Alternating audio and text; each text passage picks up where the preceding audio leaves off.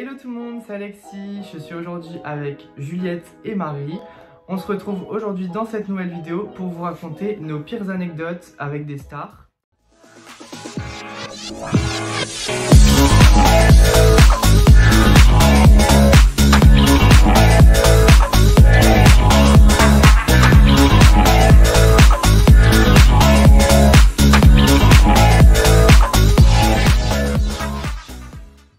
Avant de commencer cette vidéo, je voulais préciser que tout ce qu'on va raconter aujourd'hui, c'est pas dans le but de créer des histoires ou dans le but de critiquer les stars. C'est juste pour raconter des anecdotes qu'on a vécues. Ça veut pas dire que ces stars-là sont méchantes ou qu'elles sont tout le temps de la façon dont on les a rencontrées.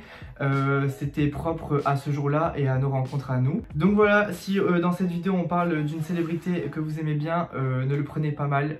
C'est juste une vidéo pour vous divertir, voilà.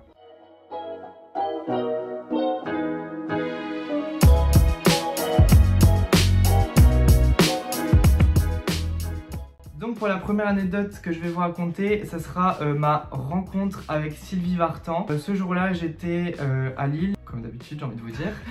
J'attendais un train à Lille-Europe parce que je sais plus avec qui ce jour-là, mais je pense qu'il y avait personne, mais j'attendais au cas où. Bref, ce jour-là, j'ai croisé Sylvie Vartan totalement par hasard. Je savais qu'elle était dans la région la veille, mais je m'attendais pas du tout à la croiser. On lui a parlé dans le hall, on lui a demandé si c'était possible d'avoir un petit autographe et une photo. Elle nous a dit oui, pas de souci, etc. Par contre, juste descendez sur le quai avec moi, on fera ça en bas. Donc pas de souci, on la suit, on descend les escaliers, tout ça. On marche sur les quais pendant genre 100 mètres.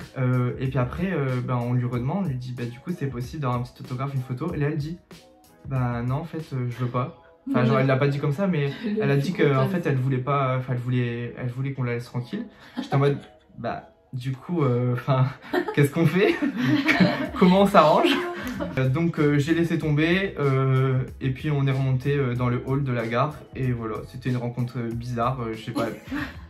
Elle est bipolaire peut-être? Elle est peut-être un peu lunatique, je sais pas, ou alors elle était pas dans son humeur ce jour-là. En tout cas, je n'ai rien eu de Sylvie Vartan, c'est pas très grave, voilà.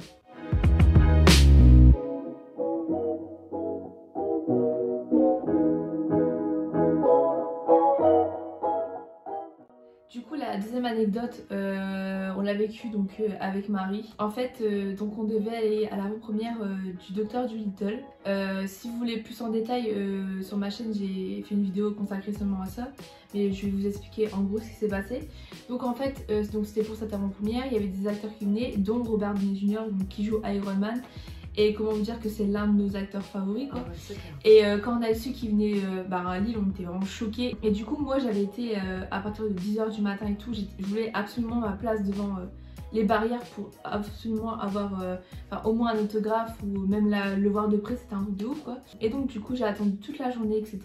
Et en fait ce qui s'est passé c'est que au soir, à l'heure qu'il devait arriver, il y avait toujours rien etc. Et en fait c'était retardé.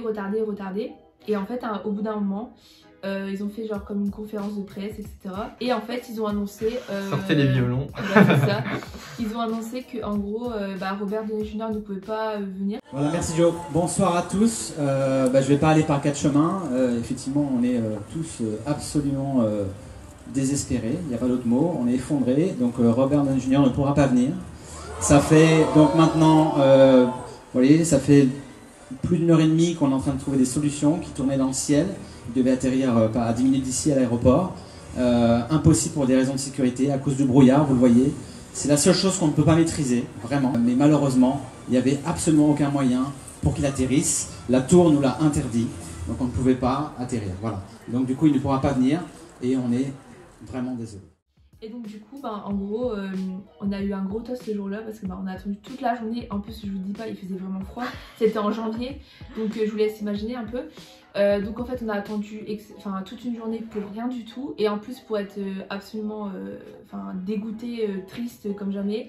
Quand on l'a su, on était en pleurs. Ouais. Et on attendait ce jour-là, on comptait les jours, on a attendu toute la journée, l'excitation elle montait, on s'est dit c'est le moment, il va arriver, ça va être un truc de fou.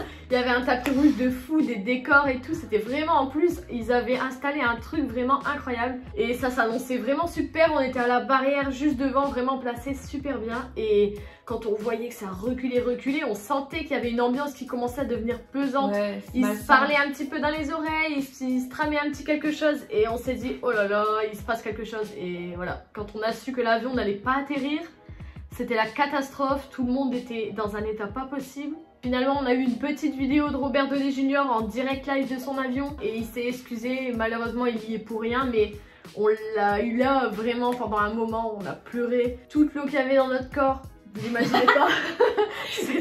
C'était vraiment la déception.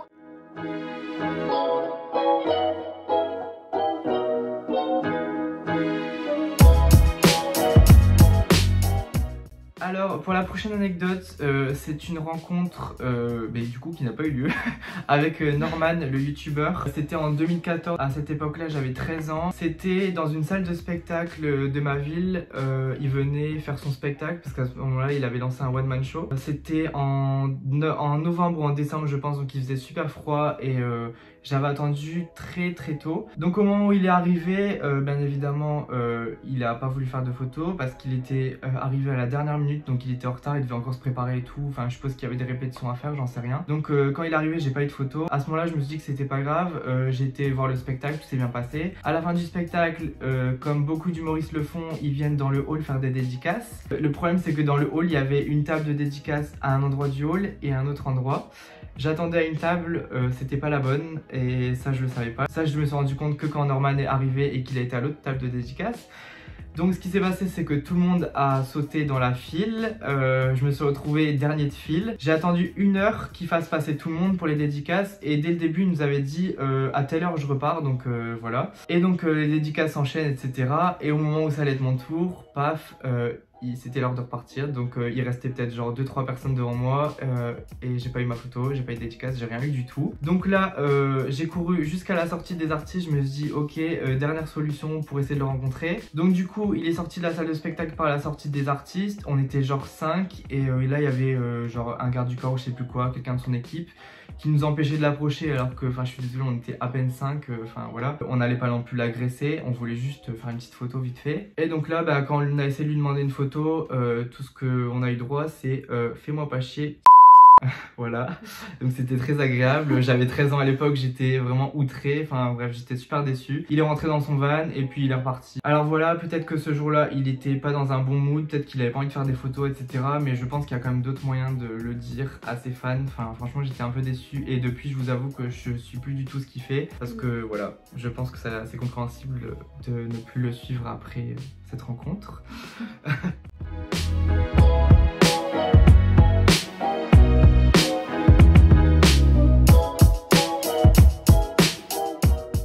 Donc pour la dernière anecdote, c'est une anecdote qu'on a vécue à 3. C'était pour le lancement du tapis rouge du festival Sérimania à Lille. Et l'anecdote qu'on va vous raconter, ça concerne l'actrice de X-Men qui s'appelle Anna Paquin. On était là sur le tapis rouge, etc. pour voir plusieurs acteurs. Et donc elle était là pour présenter une série, etc. On la voit arriver de loin, genre comme si qu'elle boitait. Un déchet le truc. Genre vraiment très bizarre. Ouais, et je regarde Marie, je suis elle est handicapée, je savais pas. En fait, elle était avec une autre et femme elle marchait genre, et elle se tenait genre comme ça, tu vois. Il y avait une autre femme et elle avait plus d'équilibre. Elle se tenait à elle comme si elle tombait. Et elle tombait et elle tombait sur elle. Et on s'est dit, elle a un problème, elle s'est blessée, elle a quelque chose. Et là, on a compris. Et du coup, genre, on voit, elle trace vraiment sur le tapis rouge, elle a fait aucune personne et tout. En fait, elle est arrivée sur le tapis rouge complètement défoncée. Ouais. Je sais pas ce qu'elle a fait avant, elle a dû boire, fumer, etc. Je sais pas ce qu'elle a dû faire. Mais vraiment, elle était défoncée de défoncer, quoi. Donc après le tapis rouge, je suis allée jusqu'à l'hôtel où il y avait tous les acteurs parce qu'on voulait voir encore quelqu'un. On a revu Anna Paquin justement et elle était toujours dans un état affreux, elle marchait vraiment pas droit. J'ai même pas essayé de demander une photo, j'ai laissé passer parce que je pense qu'elle me serait tombée dessus. Enfin... En vrai, vraiment, j'avais mal au cœur. C'était vraiment, ouais. Je sais même pas comment ils ont pu la faire venir dans cet état-là. Honnêtement, en plus, pour le festival, on a quelques plus grands artistes, entre guillemets, qui sont vraiment les têtes d'affiche. Ouais. Elle en faisait partie. Je sais qu'elle était très attendue. Quand elle est descendue de la voiture, tout le monde était avec les DVD des X-Men et tout. C'était vraiment quelque chose. Et quand elle est passée, on se disait, mais qu'est-ce qui se passe? Mais qu'est-ce qu'elle a? Et quand on a compris, tout le monde a compris qu'en fait, elle était bourrée ou droguée ou je ne sais pas. Bref, elle était dans un état pas possible. Il y a eu des photos d'elle prises par les photographes officiels de Sérimania, des photos qui ont été postées sur les réseaux. Alors après, on n'est pas en train de dire que c'est une femme qui boit ou qui se drogue au quotidien. Mais ce soir-là, je pense qu'ils sont sortis avant. Voilà, donc cette vidéo est maintenant terminée, j'espère qu'elle vous a plu. Si c'est le cas, n'hésitez pas à lâcher un pouce en l'air, à vous abonner à ma chaîne pour voir mes prochaines vidéos. Voilà, donc on se retrouve très bientôt pour de nouvelles vidéos. Bye!